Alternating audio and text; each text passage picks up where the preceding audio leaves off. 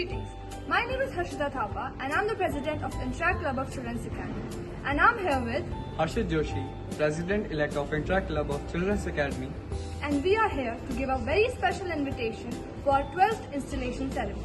President-elect, can you tell us what's in store? Of course. But first of all, we ask each and everyone to be on time. We'll start by 9:30 a.m. and we'll have a lot of entertainment. Guess what? We are here to share a very exciting news with you all. This year's District Interact representative, our very own senior Interactor Swati Kaufri, will be gracing the occasion.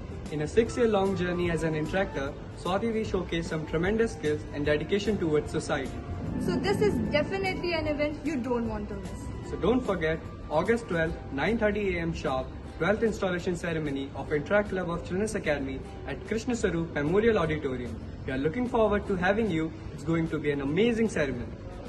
Join us in welcoming our District Interact representative, President-elect and incoming board of 2023-24. See you there.